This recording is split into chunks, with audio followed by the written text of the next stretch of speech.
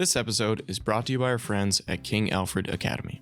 King Alfred Academy is a classical Christian school in North Waterloo and is a ministry of Trinity Bible Chapel. Their mission is to glorify God by giving children a classical and Christ-centered education that equips them for a life of learning, excellence, wisdom, discipline, and virtue. They are accepting enrollment applications and currently have several elementary and high school teaching positions available.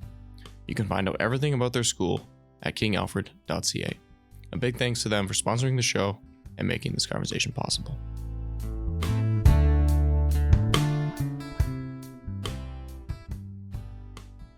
Hey everybody, welcome to Real Talk. I believe this is episode 47, so nearing the 50 mark. That's pretty cool.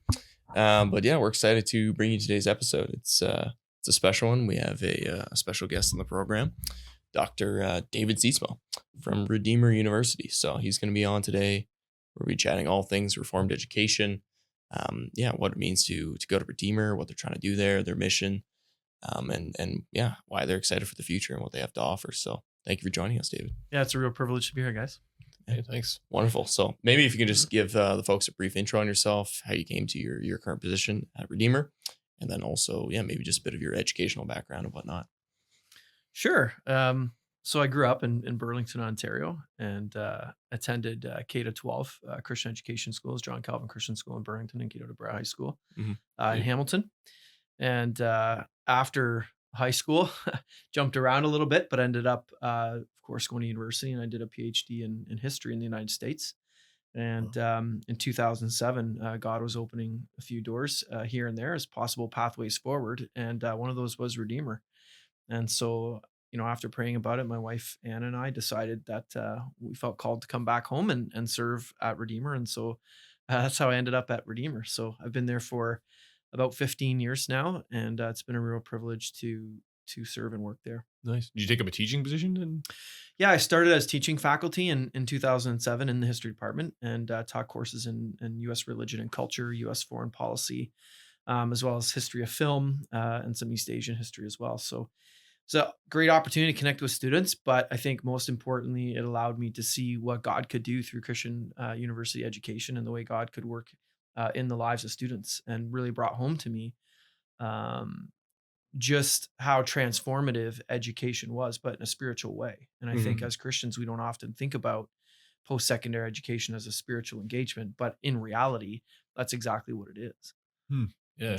Okay. So when did you get interested in the administrative side, and now you're president, right? Yeah, currently serving as president. I started in administration and leadership in 2010, serving as dean of humanities. Oh, wow. And then have held various other roles over the years, and served as interim president for about a year. And during the search process, the board asked if I would consider applying, and my wife and I, after praying about that, decided that would apply and see what God had in store there. And so, I just recently accepted the appointment as president. I think it's a pretty exciting time at Redeemer. There's a lot of momentum right now, and we're excited for what God will do moving forward. Wonderful. Yeah. Oh, congratulations. Thank you. Yeah. That's awesome. So I guess maybe before we look to the future and see what your plans are and where Redeemer's going, maybe we should look to the past and see how Redeemer got started, what the founding vision was when the people around who founded it, and maybe give us your perspective on what sort of change has gone on throughout the years at Redeemer. Sure. So Redeemer will be approaching its 40th anniversary this year of having its doors open. So in 1982, we opened our doors to about 128 students, I believe, for the first time. But of course, the university wasn't just dreamt up in 1982 and opened. Yeah. In the mid 1970s, a group of largely Christian Reformed pastors, elders, business leaders decided that to explore whether or not there was opportunity for a Reformed Christian institution of higher learning, a university, a college in Southern Ontario. And of course, there was Calvin in Michigan, and Dordt College in Iowa, Trinity Christian College in Chicago. And at that time, King's College was going to open up in Edmonton. So they did a feasibility study and formed the Ontario Christian College Association to explore whether or not there could be a Reformed Christian university here in Southern Ontario. And the goal and purpose of this was to build on the K to 12 schools that many Reformed Christian communities had built, and were serving young students in those communities and churches. So um, that group came forward and working with the government, received legislation to in 1980 for Redeemer Reformed Christian College. And so its intention was never to be strictly a denominational school affiliated with or owned by one denomination, but to serve the broader Reformed Christian community here in Southern Ontario. So that's the origins, and the goal, of course, was to continue to build on the philosophical and theological tradition of Reformed Christianity, particularly the tradition that comes from the early reformers during the period of the Reformation, but also the neo-Calvinist tradition that emerged in the late 19th and early 20th centuries, 20th century in the Netherlands. So, and I think the goal and vision was to not only provide a Christian university education from a Reformed Christian perspective, but also to engage in academic work, scholarship, explore various disciplines from a Reformed Christian perspective, deeply rooted in Scripture. Mm. Yeah, how much of that was like or how much research was going on through the years? Like, I mean, a lot of universities, like, like maybe, sorry, locally, like McMaster would have like a big research division in engineering or biology or whatever. Is there a lot of that going on, or was there a lot of that going on So historically? no, that's a great question, and part of the vision of Redeemer is to engage in disciplinary research. So we've been very deliberate in allocating resources for academic research. Every faculty member has a sort of a certain amount of workload that they have, and Okay. approximately 25% of their workload is to be on research or creative production, Okay. or professional practice, depending on the discipline or field. Right. So, somebody who's more in applied social work, part of it might be engaged in social work consulting or some applied social work endeavors. Someone who teaches accounting might be doing professional accounting services or forwarding themselves professionally in that field. And for others, that might involve scholarship, the writing of books, the publishing of books, or it could involve creative work and production, whether it be concert or art or things like that. Oh, okay, cool. Yeah, because we just had Ed Bosville on, right? Yeah. And he's a sitting judge, right? Yeah. That's probably what he's doing in his spare time. Interesting job. Okay, back to some of the founding stuff there. So I noticed when I was looking through your website and research for this, there was a document I came across called, I believe it's called "The Cross and Our Calling." I think that came out in the early 2000s sometime. Do you want to walk our listeners through that? Like, what was that about? Was that sort of a refocus or a repurposing of the mission? Had there been any sort of mission drift up until that point? I guess that would have been what, a 20-year period, I believe. Yeah, I think institutions are always at risk of mission drift. However, I would also say that, various administrations or leadership groups do their best to live out the mission of an organization to the best of their ability. And each administration might do that sometimes in different ways, which can be received differently by different stakeholder groups. So I think the writing of The Cross and Our Calling in the early 2000s was before my time at Redeemer. But it sought to kind of re-articulate or articulate anew, enhance, become clear on the mission and vision of Redeemer. And, I think that has been a helpful guiding document for us over many years. And certainly when I got hired was an inspiring document that sort of recaptured and re-articulated that founding mission and vision and maybe put new language around it. So it's important that leadership of an institution like Redeemer is always attempting to clarify, restate, and restate again the purpose and vision for the university. When you're in a leadership role at a large organization like Redeemer, there are many pulls and tugs on the organization. And so maintaining focus is a significant challenge. And so that's been one of our goals, and we've been trying to explicitly maintain that focus in our work through our current strategic plan, but also in some of the ways we've adjusted our hiring practices to be more clear about what it is we're doing and how we expect faculty and staff to live into that and to help us fulfill that mission. And we've been increasingly clear on our student recruitment in terms of what can students expect coming to Redeemer, what is the purpose of a Redeemer education, and why that matters to them. So I think always trying to be clear, increasing that clarity and reinforcing and restating what your purpose and mission and vision are incredibly important. So the cross and our calling sought to do that. Mm-hmm. Okay. Interesting. So, like, what does reformed education mean to you? Like, if you're being clear with new professors who are coming in, or with students, like, what can they expect in reformed education from an institution like Redeemer? Sure, that's a really great question, and I think part of what we lean into as a Reformed Christian university goes right back to our founding legislation, which talks about us offering a university education rooted in the Reformed confessions, perspectives, and traditions. So, what does that mean for us is really the question you're asking. Yeah, like tangibly. We have a practically. legal obligation to do that, but Yeah. we also have a faith conviction and passion to do that. Mhm. And what does that look like on the ground? So, when the early founders of Redeemer were imagining what Reformed Christian college or university would look like, they're really drawing on a philosophical and theological tradition that emerged in the Netherlands in the late 1800s. People like Abraham Kuyper and Herman Bavinck and others, and later Doyewoord and Vollenhoven and Schilder. And what that philosophical what that theological tradition really brought out was the idea that all of life, everything we do, everything we're engaged in, we're called to serve and glorify God. That all things, as it says in Colossians, hold together in Christ.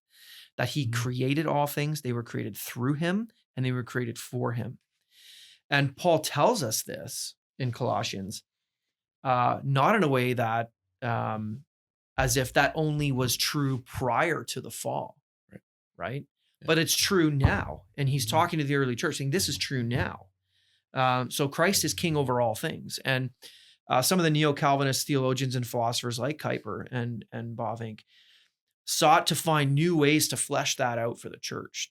And they built a new tradition around that. So Redeemer's founding is really to carry that vision for a holistic, lived out faith into all callings, into all academic disciplines, so that we recognize Christ as king in biology, in mathematics, but also in art and in languages, and in history. And so what does that mean at a practical level? Is that, first of all, I think we want to ground, and I think this is true of the K-12 schools that many Dutch immigrants built after the Second World War, is that we want to ground our students in God's unfolding story of world history. Right? That begins with creation, that He created all things, that they were created good, that we were in a relationship with God, but that mankind fell, that we sinned, and that therefore that created world was broken and tainted by sin. And everyone and everything is tainted by sin. But yet God's promise of redemption is fulfilled on the cross, where Christ triumphed over death. He rose victorious over the grave. And He promised us that one day He will make all things new. And so we want to situate our students in that story to get them to understand that they live in this created world as created beings, and that we can find God's created work in all of life and in other people. Yep. However, we also know that it's tainted and broken by sin. And therefore, we want to point to God's restoring work that will be fulfilled in the fullness of time, when He will make all things new. We bring the hope and love of Jesus now in our daily work to our relationships with others. And we bring that to our work, as whether we're doing social work, counseling, whether we're doing that in a laboratory, checking, whether water levels are tainted by E. coli or whatnot, or whether we're doing that in fine art. We bring that redemptive, restorative hope and love of Christ to that work. And we want our students to see themselves as pointing to Christ's restoration. At the same time, they don't do those things in a vacuum. They don't get called into accounting or whatever it is in a vacuum. They work with others. They work for an organization. And so we want them to be reflections of Christ's love. We want them to be witnesses to the kingdom of God that Christ began, when He was here in His earthly ministry, but that won't be realized in full till He returns. So they live in that moment in history after redemption, and the promise of redemption has occurred. But pointing towards the culmination of full and perfect restoration in the fullness of time. So we want to situate them in that and get them excited about that, Yeah. and get them to realize that they don't have a work calling over here, right? And a faith calling over here. Yeah. So, you guys were telling me earlier, you're involved in a commercial door industry and sector.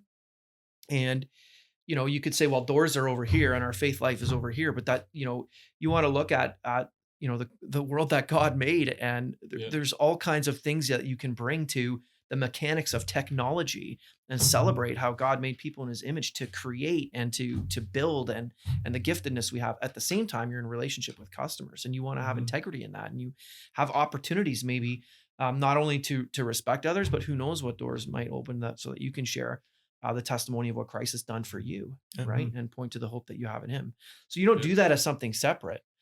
You want to integrate your faith into your whole life, both the work aspect of it, and find moments of celebration there and closeness to God and how he created the world and the amazing systems that his image bearers have been able to create, but also in the relationships you have. So Redeemer's fundamental purpose is to bring that to our students and how we teach every discipline. So situating them in that story of creation, the fall, redemption, but pointing and looking ahead to coming perfect restoration, and beginning that work now by bringing others into that story. Wonderful. So the other thing I think that's really important to emphasize is that, Abraham Kuyper is often known for talking about sphere sovereignty, Christ's lordship over all of life, and maybe some more of the controversial positions on the covenant and baptism. But I think one of the things that Kuyper also pointed out is that, we live in a cosmic story of good versus evil, and that there are spiritual forces at work all around us all the time. And that there's an ongoing cosmic story where Christ will triumph over death forever in the fullness of time. Well, he will triumph over sin forever in the fullness of time. And so, we want to locate what's good and points to God in the academic work we do. We want to locate what in theories in psychology reflect God's created order, but what points away in those theories from God's created order, what might misdirect us away from God. And we want to take those theories and direct them into glorifying God and serving his purposes. And recognize that others can take those same theories and misdirect them and direct them away from glorifying God into things that have negative or sinful outcomes. So I think we want our faculty engaged in that work within their discipline, asking hard questions about what in my discipline reflects God's created goodness, reflects what God teaches us in scripture, and what misdirects or leads us away from God, so that they can articulate that in the classroom for their students and articulate it from a scholarly perspective to help, I think, build the canon of Christian research and scholarship that helps us sort through all the kind of information, all the theories that come at us, from the world around us and from the secular academy. Is that an increasingly difficult thing to do? Like, I mean, obviously our world's pushing a certain direction, but, and then also with the government and the oversight that the Ministry of Education must have over an institution like this. Is it difficult to navigate that? Like, staying on that focus? Yeah, I think there's always pressure from the culture, and I don't think we should be surprised by that. When we read the New Testament, Paul's very clear that there will be pressure. There's not only kind of the oppressive pressure of persecution, but in I think 2 Corinthians 10, Paul talks about, our struggle is against pretensions. We demolish arguments. So there's constantly going to be worldviews at work that are antithetical to God's unfolding work in the world, that seek to direct us and pull us away from that. And that's what's, I think, so important to the foundation of Reformed theological and philosophical thought that we draw on, built on the Reformed confessions, right? That we don't live in some sort of vacuum where there's a whole bunch of neutral stuff out there. There's a cosmic battle going on, right? Yeah. And, if you're attending a secular university, you are actually being discipled. You're being discipled into a worldview at work in the secular university. And it's a religious worldview. The nature of all of life is religious. That's one of the things that I think, Skilder talks about this. about the image of God and how we are image bearers. We're not image bearers in the conceptual sense alone. We're image bearers in how we actually bear out each day His image. Mhm. And yet there's this constant draw of sin and brokenness that seeks to pull us away and to not reflect that image of God in Mm. how we live out our daily lives. So I think, yeah, lost the train of the question there, but I Yeah. think there's a lot of pressure, and we will be seen as very countercultural. At the Yeah, same right. time, there continues to be space right now in Canada for various post-secondary institutions to have sort of unique missions. Mm. And, it's really interesting. It's a really interesting space to be in. Oh, yeah. The Ontario College of Art and Design became a university and achieved university status, and has a very specific focus on the arts and the fine arts. And so they have a unique mission. Brescia College in London is a college for women. It's got a very unique focus and a very unique mission. And so, and there are other examples. The point is that in Canada right now, and in Ontario specifically, there is still room for unique missions and for universities to live out their unique missions. And I think we're really blessed and fortunate to have that. And I think sometimes, you know, we can worry too much that those spaces might be shrinking. Yeah. We certainly feel that pressure at Redeemer. There's certainly definitely pressures around accreditation and our ability to have and hold and maintain certain beliefs. But I think overall, right now, anyways, we continue to find space to operate from our unique perspective and mission. And look, we've taken every effort to make that very clear. So for our undergraduate students, we're very clear up front. We are discipling people through our undergraduate university programs into a deeper relationship with Jesus Christ. Yeah. And that means you must come to Redeemer in a relationship with Jesus Christ, because we Yeah. can't disciple you into a deeper relationship with Jesus Christ if you don't already have a relationship with Jesus Christ. Yeah. And so that's part of the mission. It's grounded in our founding charter. And so, like I was saying earlier, we do have a legal obligation to also live into that as Yep. well. And so obviously we do it with faith and passion and conviction about it. But I think there's still space for that right now. And there's certainly pressure. But I think if we remain firm in our conviction, that continues to create the space, not only for universities, but for K-12 Christian education as well. And so I think it's really important for the Christian community to understand that in some ways, having a vibrant Christian university in Ontario and vibrant Christian post-secondary institutions really is a buffer and a barrier to increasing pressures sort of downstream, so to speak, on the K-12 schools. Two questions for you in that. So one, do you think that's a trend going forward in Canada? Or are we going to see more specialization in education? You see that in business all the time, but like in education in terms of, like public school education is poor quality in general. And I think it's been decreasing. You can see the stats on that. So do you think that'll be a trend, one? And then two, how does the funding model work for an organization like Redeemer? And what sort of pressures are you under from the province as regards to your funding model? Like how much comes from student tuition and how much is province funded? How does that work exactly?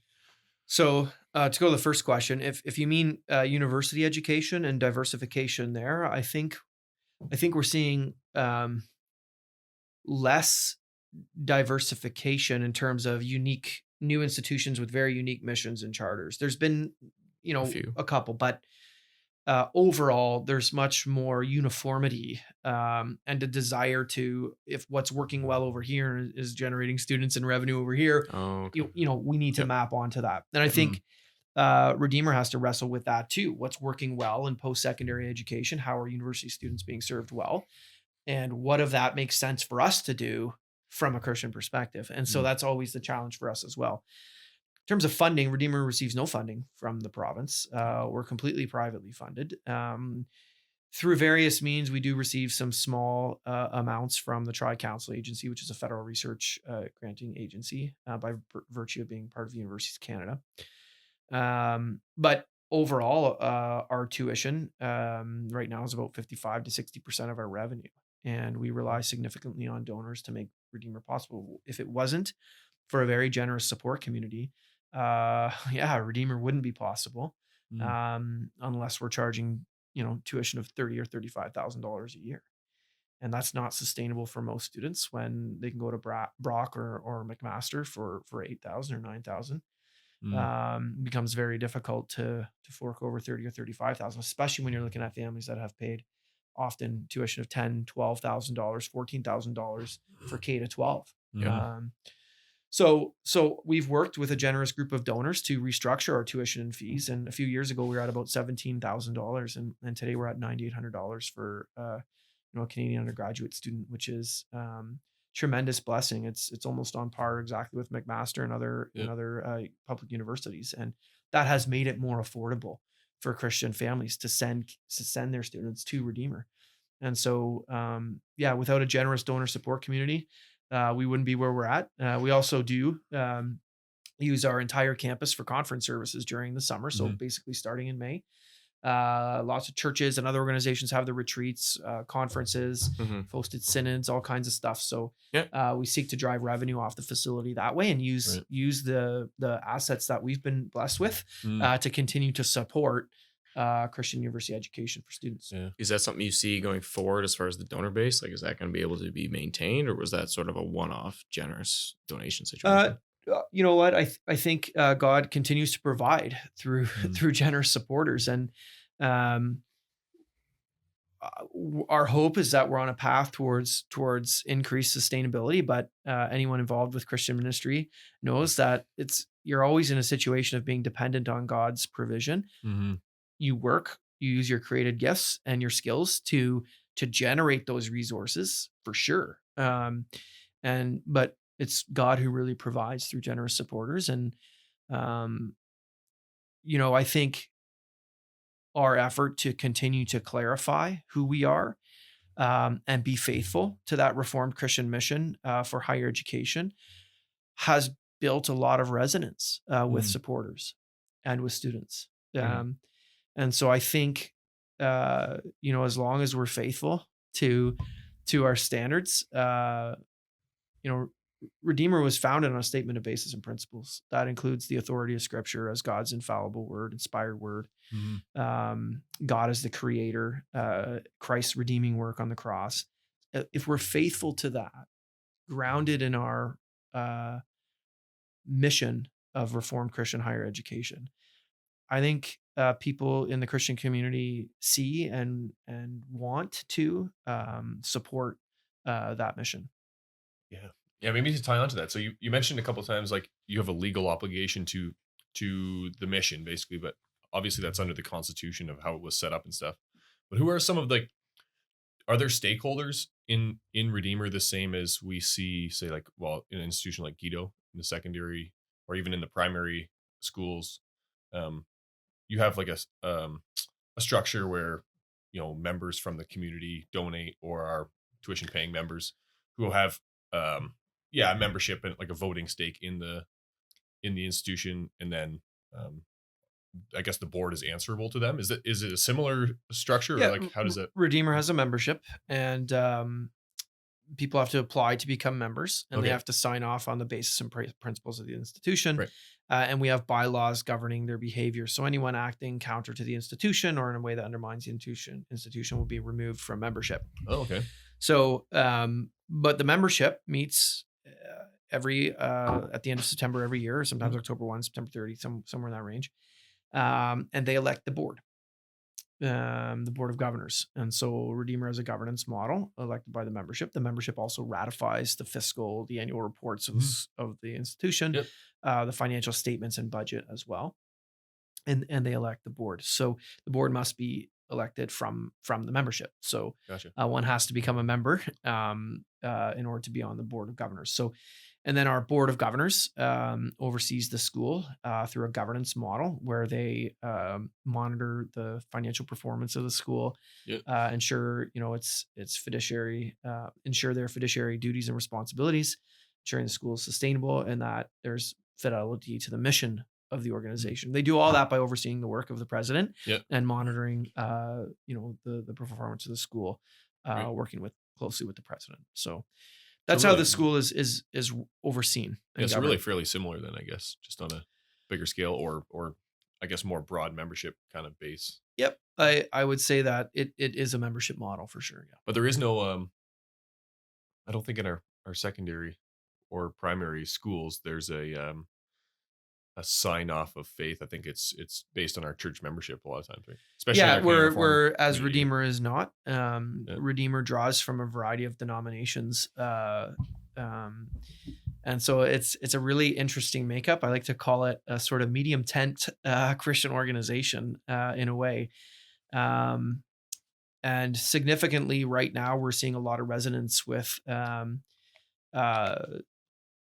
communities in the capital are Reformed tradition. So Mm.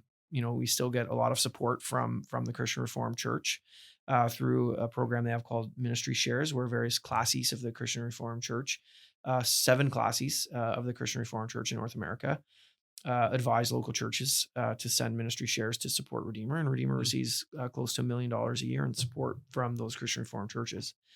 But also increasingly strong support from Canadian Reformed churches, United Reformed churches, Free Reformed churches, and a number of other capital R Reformed churches, Netherlands Reformed churches, Yep. and others, as well as Presbyterian Church in America.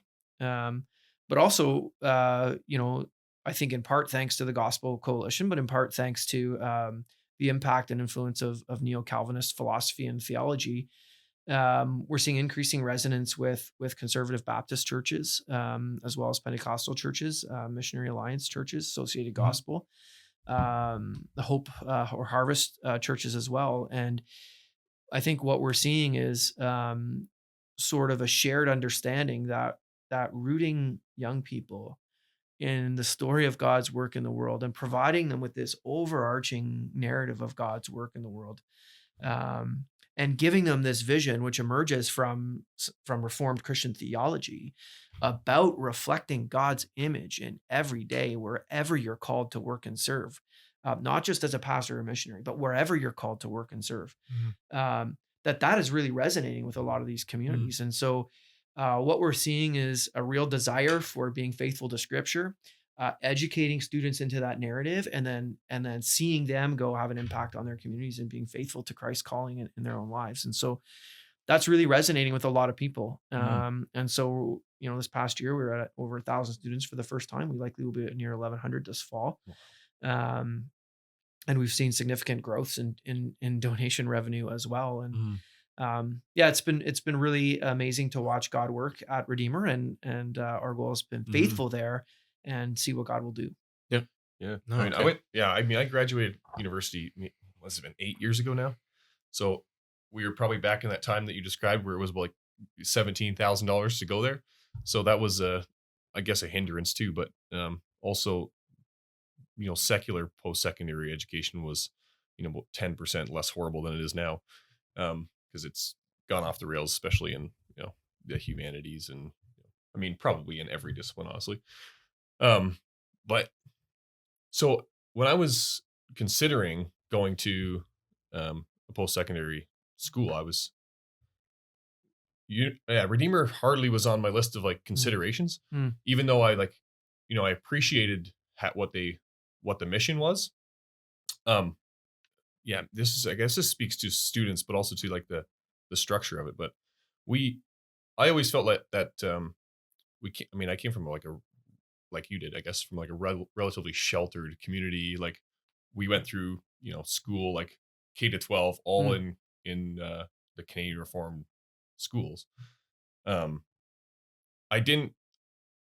felt that it was jumping into something like McMaster. It was like kind of like jumping into the lion's den, or you're like, you realize that you were stepping into the world. It was like you were preparing that everyone that you saw and met you would just assume that they were a secular horrible person.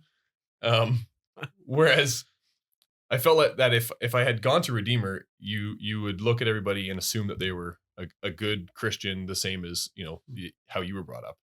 And having so many different denominations collected at Redeemer, it seemed like a danger to me because it's harder to differentiate the nuances of everybody's denomination. Mm. And I mean, as students, you're pretty young, and it's pretty hard to make those arguments anyways. Is that something that's I guess not being addressed in the culture, but is that something that people have a challenge with in general? I mean, was that just me? I just like, yeah, I don't know if it was, I don't know if it was me just feeling uneasy about being able to defend my, personal Mm. faith. But you talked about like students having faith before they come and not discipling them into, a Yeah. reformed faith. Yeah. So if I understood your question correctly, you're talking about, is it easier to maintain your particular confessional and doctrinal adherence in a public university Yeah. versus Redeemer? So I here, mean, you had to defend the Christian faith, but not your denominational faith, which was, so I think it's good that students have convictions about where they worship and um, what particular church they're attending. I think I would suggest that there is a place for sure for Christians called into secular universities to be salt and light in those spaces. That said, I think, it's a very challenging time to be a Christian in a secular university. Mhm. When we engage in learning, what we're doing is a spiritual exercise. And so, this is one of the things that some of the Dutch theologians and philosophers very clearly saw and articulated, and which has lived on in the vibrancy of Christian schools. Mhm. There's a reason we built Christian schools, and it's because we recognized that if all things hang together in Christ, if all things were created by Christ, through Christ, and for Christ, then every time we're engaging our physical body in learning or our mental faculties in learning, Mhm. we're actually engaged in spiritual work. So when students go to a secular university, I think one of the greatest lies that Satan has persuaded us of is that it's safer than going to a multi-denominational Christian university that has a committed and convicted perspective on its mission. Because we're actually being discipled into a religion in those Mm. spaces. And discipleship takes place in all sorts of ways, but discipleship takes place not only in one-on-one prayer time and Bible study, it takes place in the foundations of knowledge that we absorb and consume day in and day out from every textbook reading, from every assignment we have to do. It builds in a foundational understanding, even when we're not aware of it. Mm. So, is it sometimes difficult in a context like Redeemer for some students to maintain clarity of commitment to their own denominational roots? It can be. Mm. But at the end of the day, I think a place like Redeemer that's very convicted about that story of God's work in the world, convicted about the authority of Scripture, convicted about the divinity and sufficiency of Christ's death on the cross, convicted about his return to this world, and his promise to make all things new. Mm. I think there's a shared foundation that will not only grow in every student's their love and desire to follow Jesus Christ, but for many students, it will reinforce their desire to be part of their local church and remain committed to their local church. And it's one of the things we emphasize. A lot of people often ask, why don't you have a worship service on Sunday morning? Christian University, you got 450 students living on campus, 500, 600 students living on campus.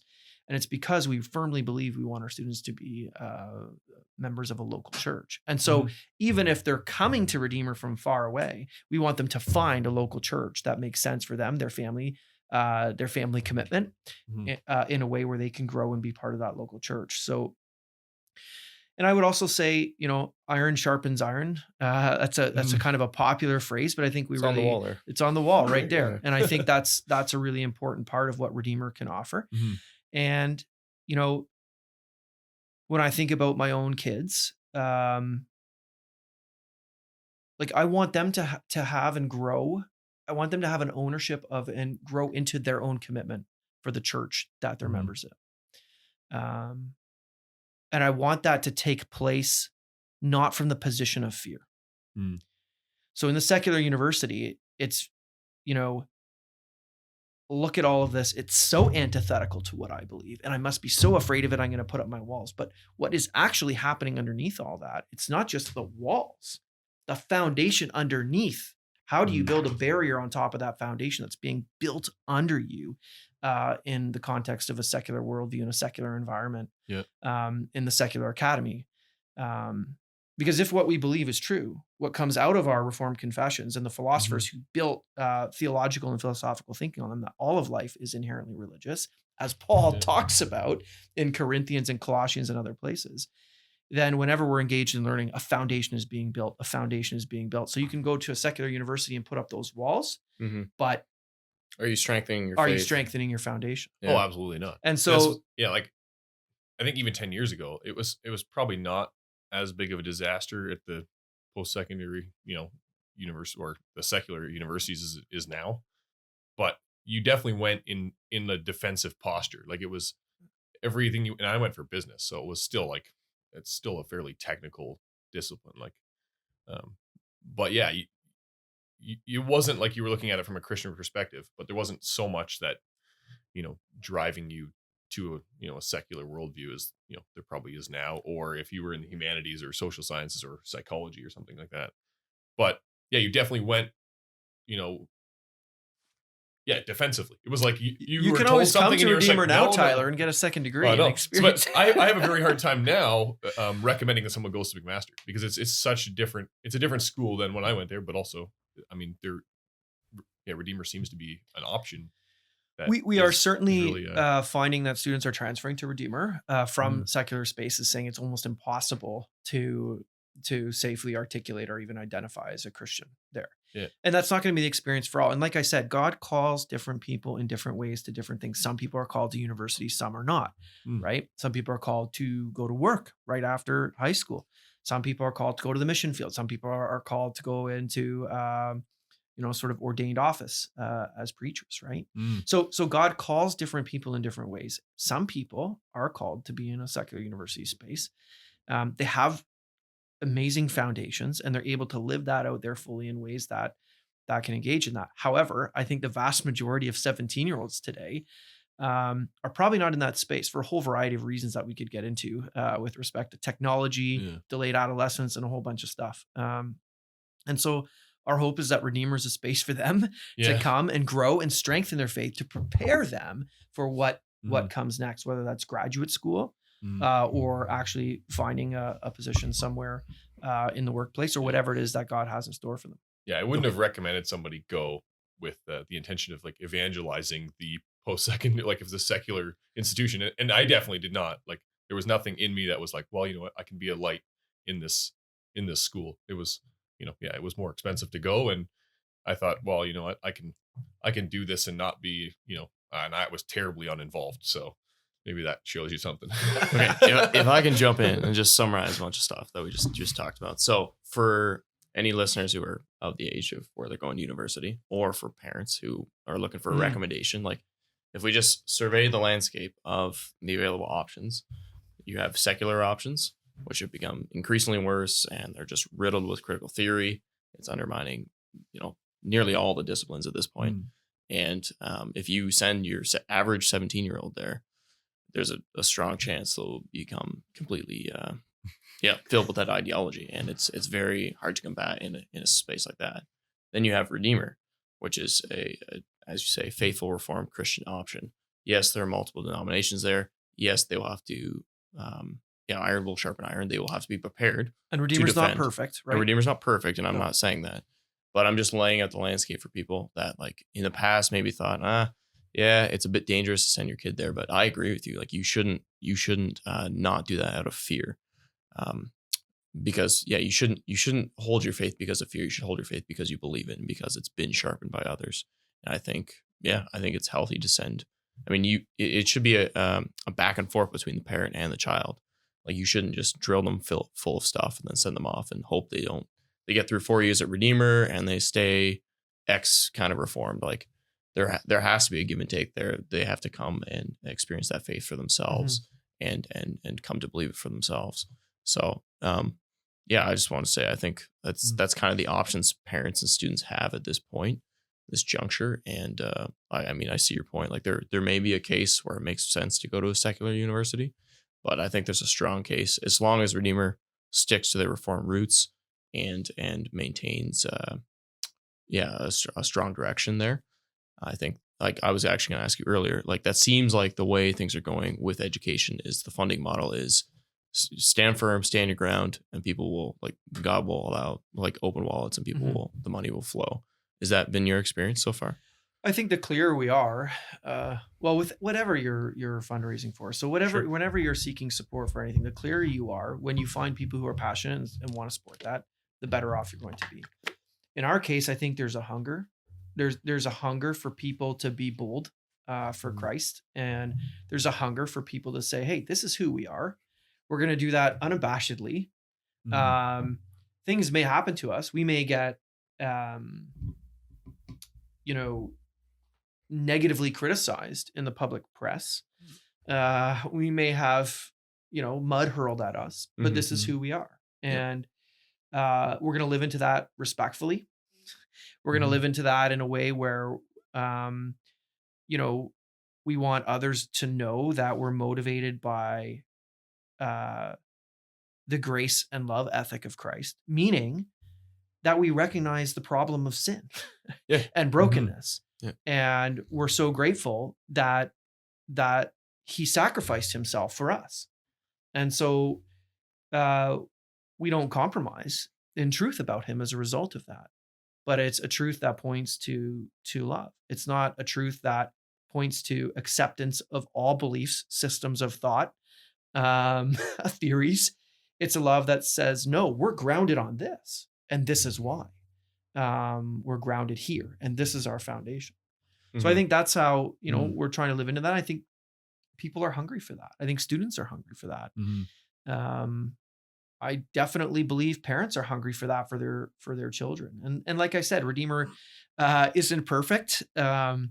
Whenever you're trying to pull together, a community of not only different denominations, as closely aligned as they might be, but also faculty from various disciplines, there are always going to be debates, dialogue, and all kinds of things going on. But I think it's a space that God is doing a pretty amazing thing right now. And, one of the stories I love to share is sometimes that you look around, we live in this really neat area, right? From Mississauga to London, there are countless headquarters of various ministry organizations doing amazing things for different people. From World Vision to Compassion to International Justice Mission to Indwell to Edudeo to, go on and on. There are just countless organizations. And you look at how many of those organizations don't have Redeemer alum in leadership positions or influencing those organizations. And you say, what has God done through a legacy of students who have been called to live fully into their giftedness for him? That their life isn't about them and their own success. It's not about their career. It's not about their financial advancement. It is first and foremost about how God wants to use them to advance his kingdom, to build up his church, to make himself more fully known in the world. And that's an amazing thing. And I think, you certainly, we've had students come to Redeemer who've walked away from the faith. That's happened. That's going to happen anywhere. But I think when you choose to go to a secular university, back to your point, you are excavating key parts of the foundation. And unless you're very grounded, very focused, and extremely intellectually and academically competent, that can have a significant spiritual impact. For sure. And I think, we all believe in some of the basic doctrines of the Reformed confessions, and we believe that God, that the saints will persevere, and we believe that God will work out his plan according to his purposes in everyone's life. And so we believe that Redeemer is a great place for students to come and explore what God has in store for them, in part because it's so firmly grounded in that Reformed Christian tradition. Okay. I just want to speak to Yeah. some of those challenges Yeah. that you mentioned too. So we talked earlier about that founding document, the cross and the calling and our calling. And so that was about 20 years ago that got made, if I understand that correctly. So now you're taking over full time as the new president. And are you looking to kind of restate, as you talked about earlier, and refirm up that mission? Because we're kind of in a time of transition, and I know, just parents and students are kind of just looking at the field of options, and they're thinking, okay, where can I go, or where can I send my kids? Mm. Like, they're like, maybe there's homeschool options, there's options stateside, or whatever it may be. But how is Redeemer taking on the challenges? For example, like critical theory, critical race theory. That's certainly also, like, Redeemer's not immune to those challenges. The LGBTQ movement, just those waves and those ideas that have fully infiltrated secular institutions. Obviously, the pressures are there for Redeemer. What sort of tangible, practical steps have you guys taken in terms of? I know you mentioned faculty earlier, and your hiring practices. But what's in the plans for that? So I appreciate that as a multifaceted question. Yeah, I like to do that, See and what then I just get give in there. people. I just want to clarify, I'm not taking over. No. The president, really serves to help facilitate, to articulate the mission and Sure. vision, to Yeah. help lead the administrative side and maintain sort of fiscal sustainability. Mhm. Our academic senate, we have a bicameral system, so the academic side is really governed through our senate. The president does chair the senate, but the senate reports to the board.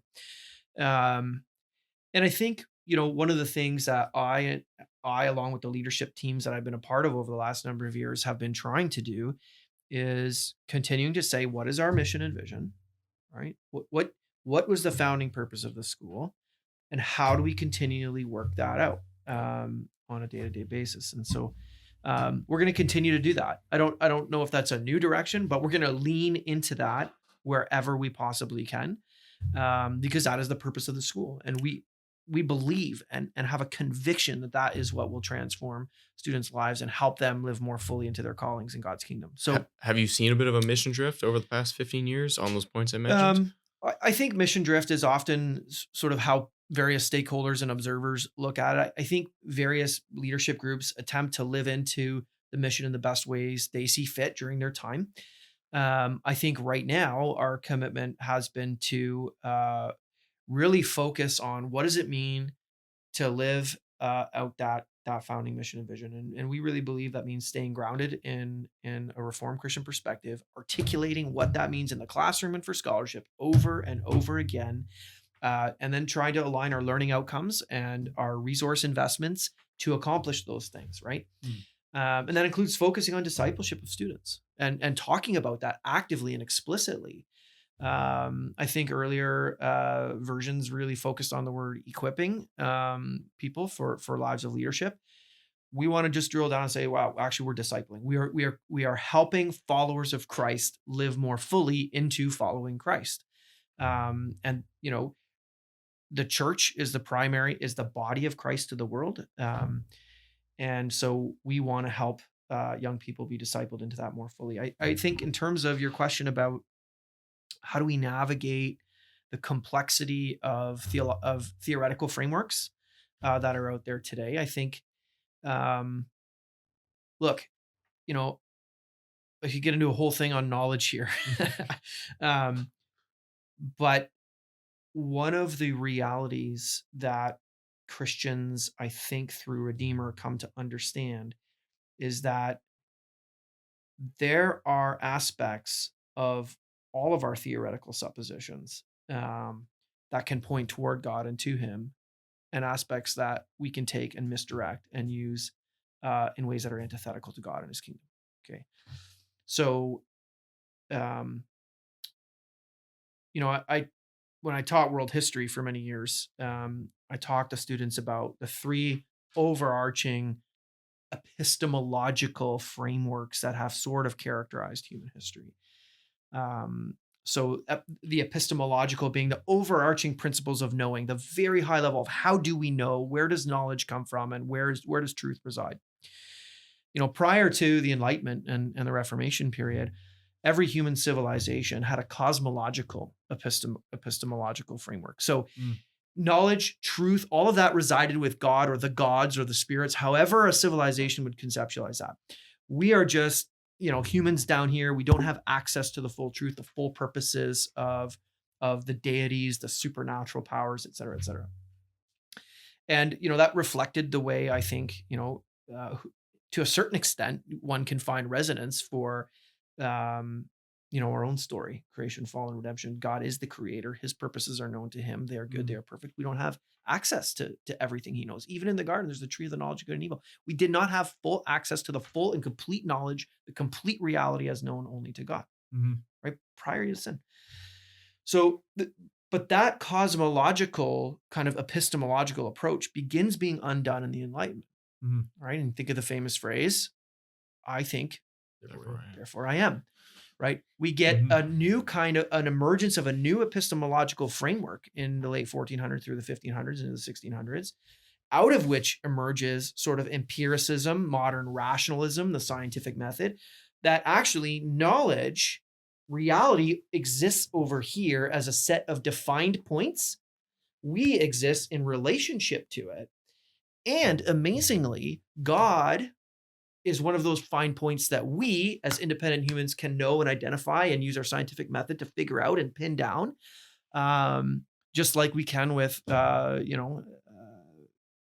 understanding how chemicals work or how this is wood, this is wood, how we can construct things, and so we had a modernist epistemological framework in which many Christians lived and articulated their faith for hundreds of years. And that reality was out there. It could all be clearly known and identified. Now, we always recognize we're humble. We don't know it all, but we can learn more. We will constantly learn more and more of that defined, fixed set of factual knowledge in space.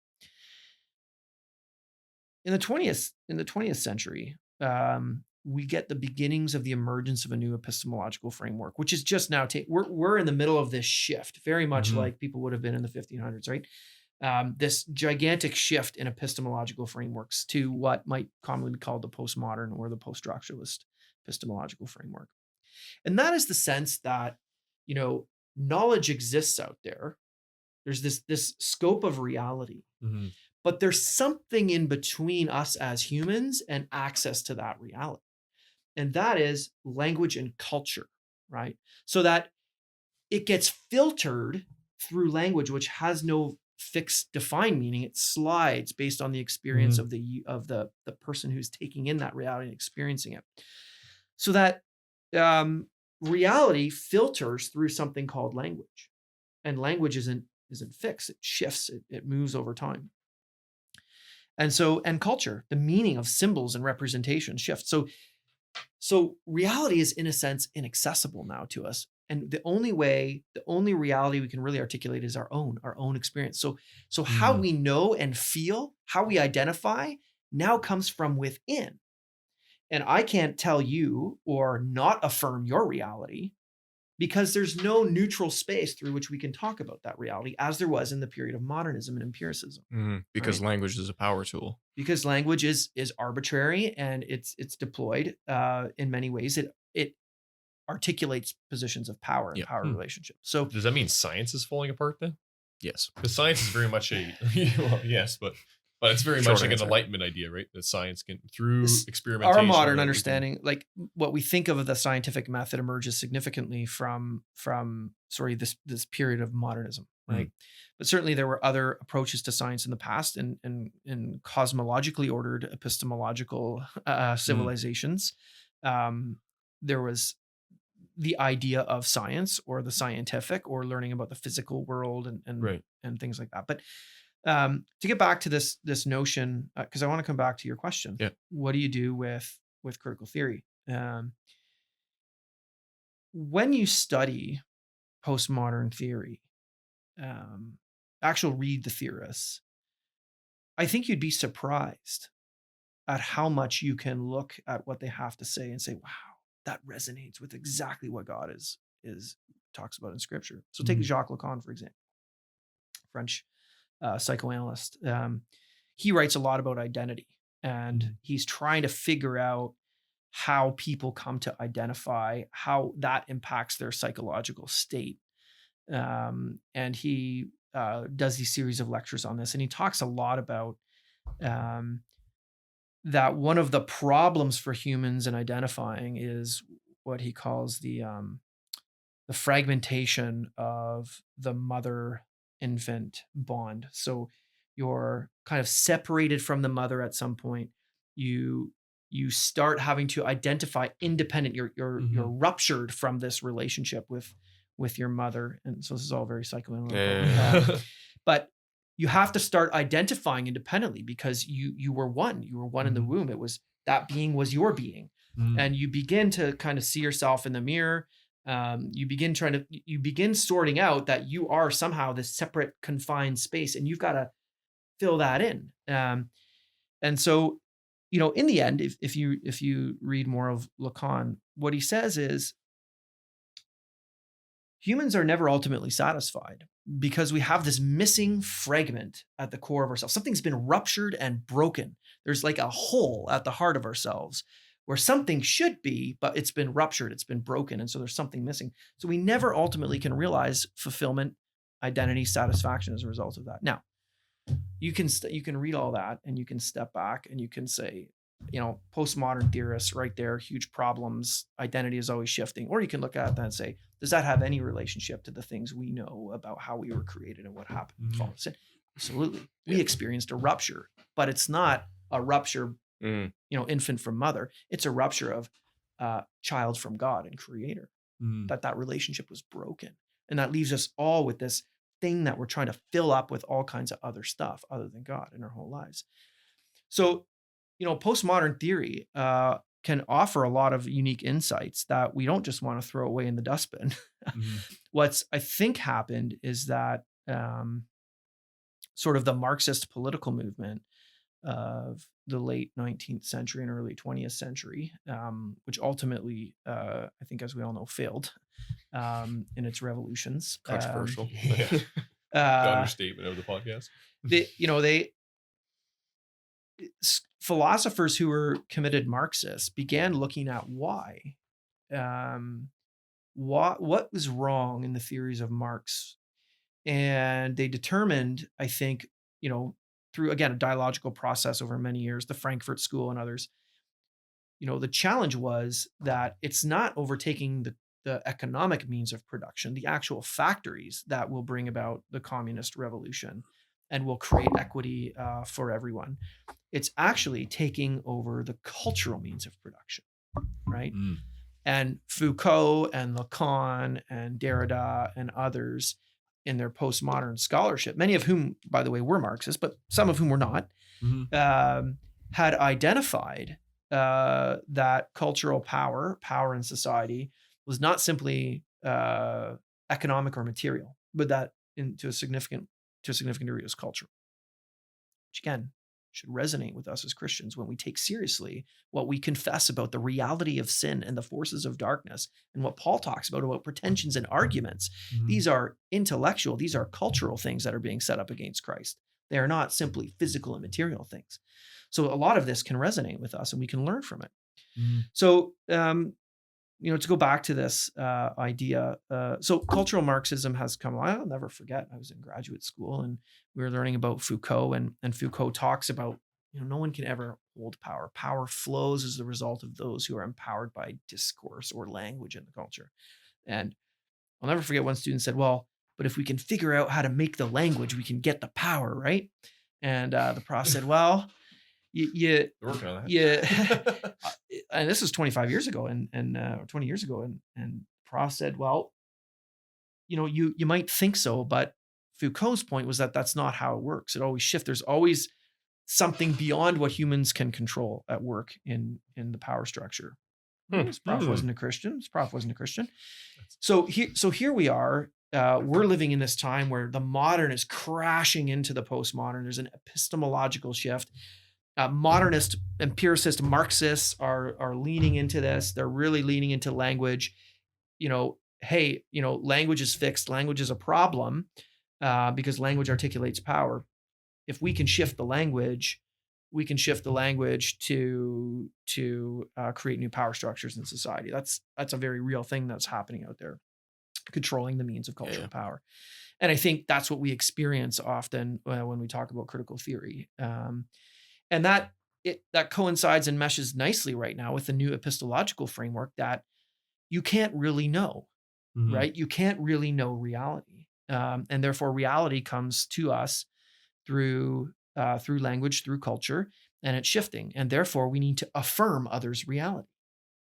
And how they experience the world is, even when it comes to them through language and culture, but even when they translate it over to you, it's translated to you, back to you, shared with you through language and power. So you can never assume that what you've heard is actually the truth of what they experience, and have to give them not only that, but you have to give them not only affirm them, but grace that you might not have heard correctly. And so you have to listen again. Yeah. Correct. So we're living in this significant epistemological shift, I think, in terms of how knowledge and reality is accessed. What does that mean? What does that mean for us at Redeemer? I think one of the things it means is that we don't stop looking at the theories in various disciplines because we don't like how they're applied or disagree with how they might be applied by certain groups in society. We want our students to understand them, but we want them to take the next step and say, what points to God in there, but what points away from God? How can those theories be misdirected and applied in ways that serve darkness, sin, evil? How can they be applied in ways that build up the church and that build up our own individual faith?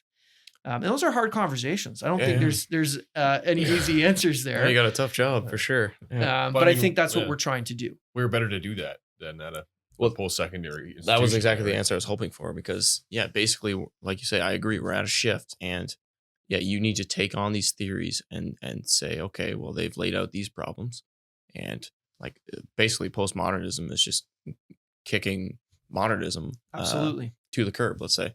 And they're exposing the holes with modernism. And like, we are not the only rational actors in the space. And it's not like we can just discover God and he's just, there's God and there's this wood table and there's that microphone. And it's just one of those things. So I think that's wonderful. You can speak to the problems, expose, what's wrong with modernism, where postmodernism also leaves you empty and wanting more, and then speak to what the gospel has to say to that.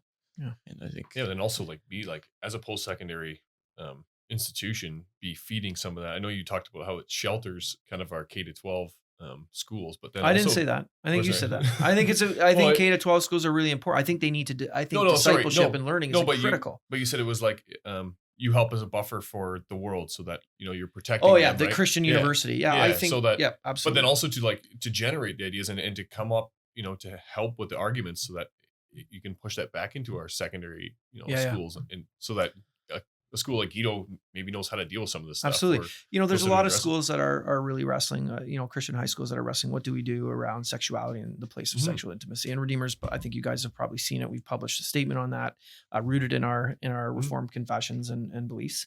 I think they're even cited in the in the footnotes there. But we have this emerging dominant cultural narrative of what it means to love.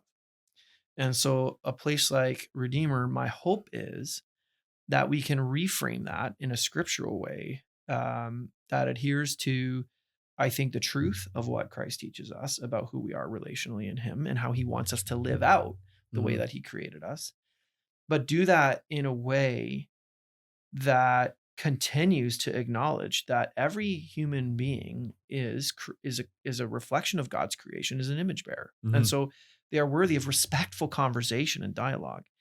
But that doesn't mean trading away your conviction about the proper place of sexual intimacy. And I think right now, when you can take a deeper understanding to learning to knowledge, the place of knowledge, you can come to a firmer grounding of your own, firmer conviction of your own grounding and belief. And hold that with greater conviction. And I think right now we're seeing many Christian organizations really wrestling with this and say, well, it seems so correct to simply accept, the version of sexual intimacy and identities out there right now, current in 2022. Doesn't it just seem right? Doesn't it seem like we will be more inclusive and loving and kind? Yeah. And so, I think for a place like Redeemer, it's certainly been a challenge. I mean, you asked about this. Has it been a challenge? It's been a huge challenge, I think we're kidding ourselves if we think no young Christian person is going to come out of Christian K to 12 or even Christians in the public education system without wrestling, that none are going to wrestle with their sexuality now. I mean, we're inundated it's like 20% in Gen with the Z. sex ed curriculum on every social media website we visit, every commercial we look at, every advertisement we see. There is a sex ed curriculum being given to us constantly, 24/7, way more than in any other period of human history. And again, it's like the student thinking I'll be safer at McMaster. Well, you can put up walls around that, but meanwhile, the excavation underneath, like you're standing there, but you don't realize they're tunneling in underneath and just excavating the whole thing. And so we're going to get those students at Redeemer, and that's okay. And we want to be a place where students who are struggling, who are wrestling with what this all means, trying to figure it out, as long as they're committed to following Christ and want to be in a Christ-centered institution, that they can come and be at Redeemer, and they're not going to be bullied or yelled at or mocked or straight out judged and condemned and thrown in the dustbin of history, right? That's not what we want our institution to be like. But how do we do that and live out our convictions? That's been the big challenge. And I think we continue to find a pathway to maintain that firm conviction that's identified in our policy in life and conduct and in our statement on sexual identity. And I think our whole leadership team and our board is committed to that. It's certainly challenging. I've endeavored to meet with LGBTQ plus students on our campus. I talk to them about not only our conviction and that's part of who we are, but I also try and hear what are the tension points for them. What are the issues that they could point to that they say makes it impossible or very difficult for them to be there? And look, if there's a point of resolution where we're maintaining our conviction and beliefs and not wavering, but we can improve the environment for everyone and for respectful dialogue, we'll do that. If there's points where we're being asked to change what we confess and believe and to change our policy on life and conduct, then we won't do that. And that's, it's a very difficult spot to be. But there's also the language thing going on too, right? Like you see that all the time. I mean, the pronoun debate is a recent example of that, but and there's all these, it doesn't, even you saying like LGBTQ plus, like that's a language. I mean, I'm not really criticizing it, but it's a significant, like everyone uses that now as if like, and then 5 years ago, you probably wouldn't be able to rattle that off, but because you hear that stuff so much. And this is what I was saying earlier about the power of reshaping language to reshape culture, to provide shared ownership of culture and shared power in society, which is what Marx's vision was. There's no God. Religion is merely a showcase to create power relations. I would like to see a society that's equal for everyone. And I say, hey, yeah, Karl Marx, actually, we know of that society. And we know a society where all sin and equity will be wiped away, and we can help point you there. But your no God method doesn't get you there. And let me tell you about a man who was also God. And so, right now, the predominance of that language, the way that it's come to sort of articulate, we have to think about when and where we engage with that language, I think. But also understand and remain convicted about who we are and remain firmly grounded in that. Do you think, you mentioned earlier, I mean, maybe this is too pointed of a question, but the CRC is struggling with this issue, like, in the span of Reformed churches, they're definitely on the leftward side of things, my left. And they'd be struggling with this issue right now. I don't know exactly where it is in their synod and whatnot. Are you worried about funding pressures in that way? And do you think you would, if there's a split there, would you be losing funding? And then if that were the case, like, do you anticipate taking a firm biblical reform stance that's, but still compassionate and seeks to speak to the issues that, LGBTQ plus Christians are facing? Are you worried about the funding long term? And do you think still that maintaining a strong reform vision will counter that? Yeah, that's like the push. You're always drift, right? You're always worried about all the funding. Sure. But having done this work now in leadership for a good number of years, I can honestly say I'm worried about the funding less today than I was 5 years ago. Not because the funding's somehow guaranteed there or there's a check in the mail or whatever. I'm worried about less about the funding because I have seen God amazingly provide when we didn't know where provision would come from. Yeah. If God wants a Christian university in Ontario rooted in the Reformed Christian tradition, he will provide for that. I'm 100% convicted. And maybe at some point he doesn't want that anymore, or that's not part of his plan. And maybe he will take away those provisions, or maybe that will be part of what we have to go through as a Christian community here in Ontario. And that's all okay. So I think I've learned to trust a lot more in that. In terms of the pointed question, which I delicately tried to avoid there for the last minute and a half. Look, Redeemer was founded largely by members of the Christian Reformed Church. But I'll tell you a little story that's in the founding president, Reverend DeBolster's book. He talks about how the first iteration of our charter, our legislation, had us identified as Redeemer Christian Reformed College. So they were down. There was no email or blah, blah, blah. So they were down. They were near the minister's office or proximate to it. And they didn't want a denominational name in the name of the school because they wanted to be a multi-denominational school that served the broader Reformed community and even closely aligned Christian denominations. So they sent it back, asked for a different name. And sure enough, the minister and his team or whoever did it then came back with the government minister, right? Yep. And his team came back and flipped it around to Redeemer Reformed Christian College in the charter. And that reflected their desire to be a multi-denominational school. So Redeemer is affiliated with the Christian Reformed Church in North America, but is not owned by the Christian Reformed Church.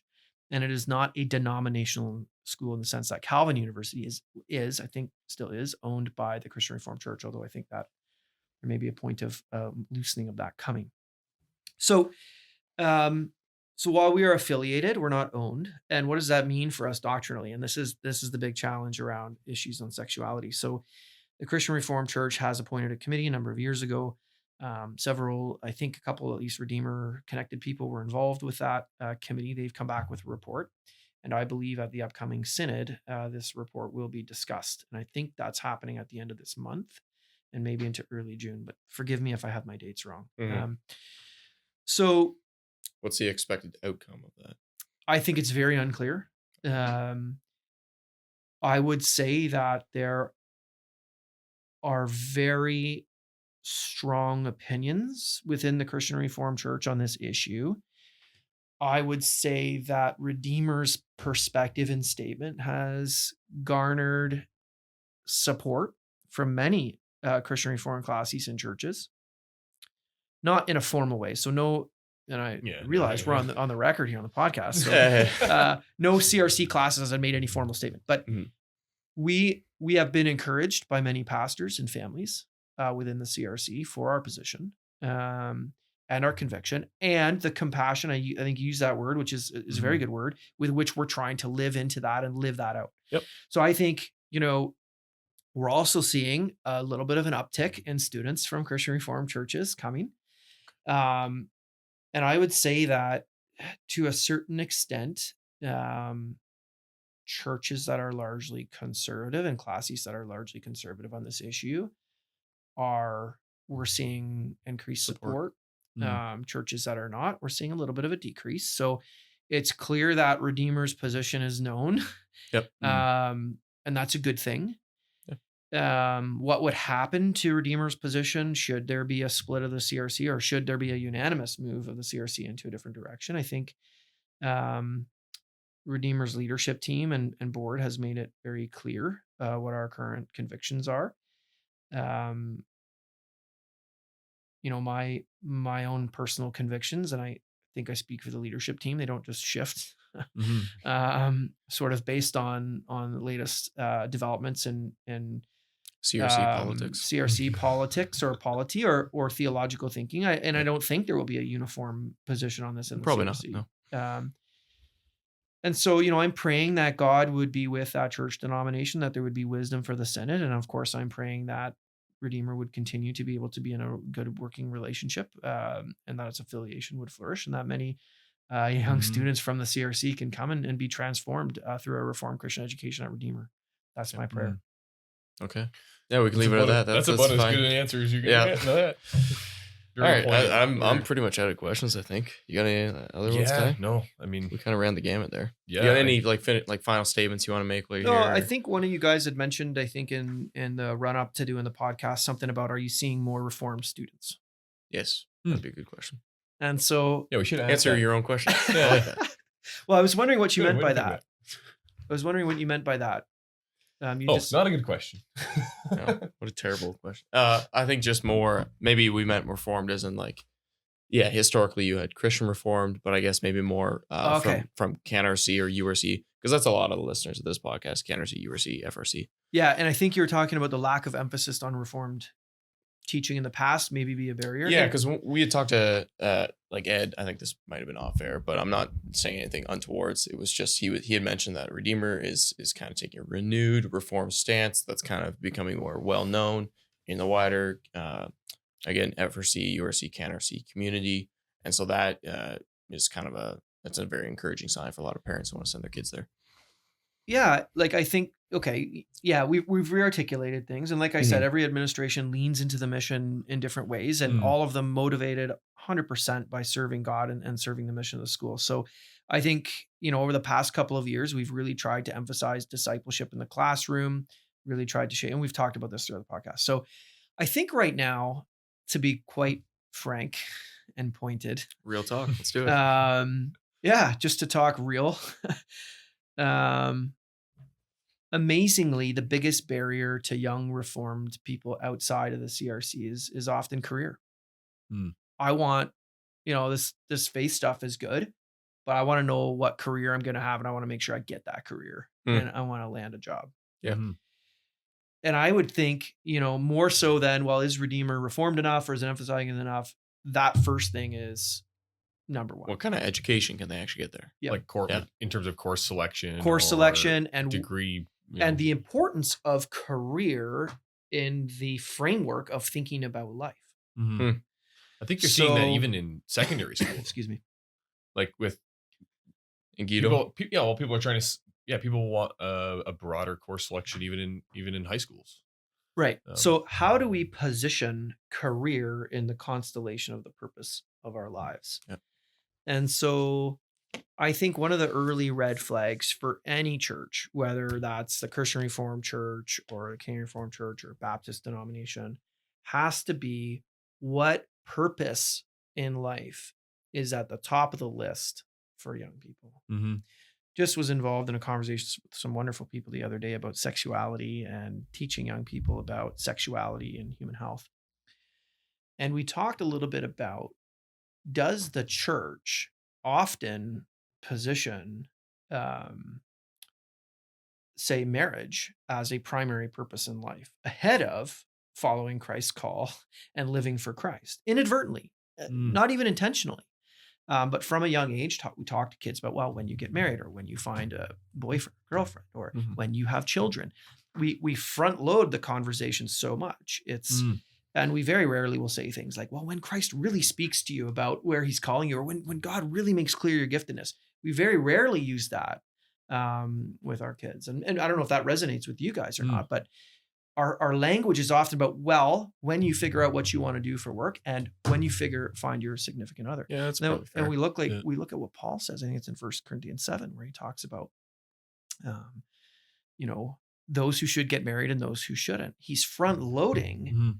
And what comes first in that conversation is your service to God's calling in your life, to growing into a deep relationship with him, to being living and active in the church, and to whatever you're doing with your life, making him known. So, so marriage is a wonderful thing. It's a blessing. Kids are amazing. Most of the time, got four of them.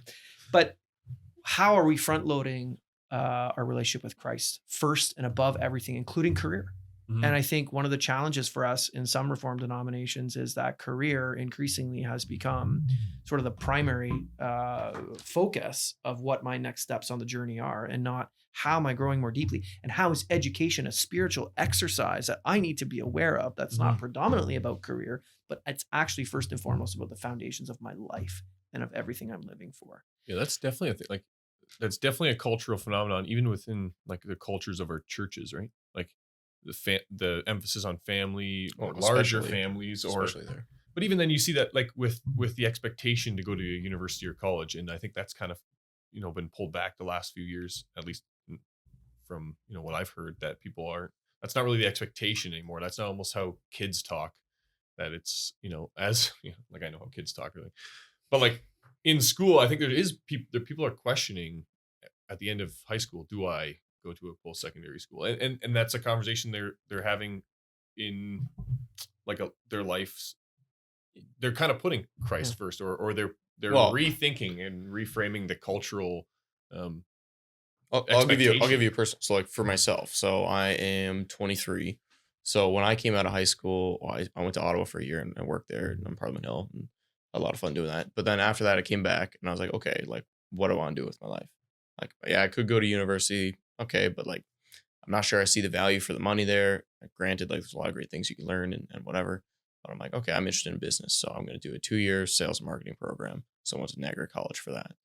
But I think it just more and more you see like there's just so much material out there online, and a lot of it is free, and Mm. even some of it that isn't free is still like very well priced for what you can do. So if you're an intelligent like university student, and you're able to work on your own and you can learn online, as a lot of people have had to do for the last 2 years anyways, like I struggle to see the value in getting like a humanities degree at university unless, and I see this point too, if you're like 17, 18 and you need that 4-year gap and you got to like figure your life out and you want to spend that money and get educated, I'm not taking anything away from Redeemer. No, but And it's different for different it people. has to do with But there also is that foundation, a right? bit of a change in the calculus, I think, for people coming out of high school now. It's Yeah, like, but if oh, I they don't need to do yeah. that. Because like as employers, like I'm not looking, I mean, maybe I'm a little biased, but like You I'm not don't looking need for to a do that degree. for work. Yeah. It Yeah. depends on what fields But you're I going don't think into, a obviously. degree means as much as it used to, because everyone has a degree. That's a significant challenge for all post-secondary, not just for Mhm. Redeemer. But I would also say, part of the founding mission and vision of Redeemer, which emerges from Reformed traditions, perspectives, and confessions, clarified by Dutch Reformed scholars, theologians, and philosophers, is the idea that all of life, all of culture, is under God's sovereignty, and yet it's contested in an antithesis. And so we need young Christians in languages. We need young Christians in I the agree. arts. We need young Mhm. Christians in philosophy. We need young Christians to be able to go out into the world and tackle problems that effectively with skills, but in ways that glorify God and in ways that reflect his createdness, the createdness with which he's made us and the world. And so, Redeemer isn't just a humanities school. No, We no, have no. a school of business, Mhm. Bachelor of Kinesiology. We have a recreation therapy program in partnership with Mohawk. Bachelor of Business Administration, Bachelor of Arts, Bachelor of Science. Got an amazing science program, and students go out from Redeemer and they go to get into Harvard Law. They become doctors. They do all sorts of things, and they Mhm. carry with them those deep seated foundations. And so, part of what I was saying a little bit was, when we're just thinking about how will I get work or a career, we can dismiss the importance and value of a Christian university education because it seems unnecessary or Mhm. superfluous. But yet Yep. we're building foundations that will serve the church and will Mhm. serve God's kingdom for life. And so the onus is on us to make sure it's relevant and affordable and sustainable Yep. and competitive. And we have to use all of our creative faculties to get there. Yep. But I think at the end of the day, you're investing in K-12 schools as a church, as a community for a purpose. Yeah. You don't want to end the conversation there Mhm. because, I think a holistic, lifelong view of serving God and his kingdom can be built in at the university level through those 4 critical years. Oh, Yeah. absolutely, yeah. Yeah, I mean, this is great. Yeah, I think we're this running is out of given time, but this is given a great overview of Redeemer, and like how that can be an extension of our schools in helping, like, because when I finished school, the expectation was that everyone was going to university or college. It was like, where are you going? That was the question. It wasn't like, oh, are you planning to continue education? Yeah. But I think a lot of us needed it because you're coming out of, what is it, 17? You graduate high school, and you need to get into. You're still not done with learning, or you don't know where your path is going. and so having Redeemer like fill that gap for people, I just don't think that like a secular university does that anymore. There's no going there to make like, whatever, quote unquote, find yourself anymore. Like you're going to find something that's horrible. So having Redeemer, fill that void in our community, I think it's going to be invaluable in the next few years. So Yeah, definitely. and moving forward. Yeah, I mean, we can do this all day. I still think degrees are like over prescribed for people. Like, I think there's too many people going on to higher education, but I do think we need good people in it. You can respond to that, I guess. I shouldn't leave it there. Yeah, it's kind of unfair. No, it's good. No matter how we shift, education continues to be a passport into all kinds of callings and work. And we believe God called Christians to serve in all areas of life. And to make him known in all areas of life, and to bring his redemptive power to all areas of life. And education's a passport to doing that. And I think Redeemer is one avenue that many students will benefit from. I agree with you. God doesn't call everybody to university. God calls people to different things. But I think Redeemer, if you're a young student today and you're a Christian and you're going to university, I think Redeemer is a place where you're really going to grow in your relationship with God, and I think you're going to be able to sort through what He's got in store for you next. Wonderful. Well, We'll time there. to stamp the passport then. There you go. Thanks a lot, gentlemen. It's been a privilege. Beautiful. Yeah, thank you for your so time. much. Appreciate it. Yeah, thank you. Yeah. All right, keep having real talk, folks. Catch you next time. Cheers.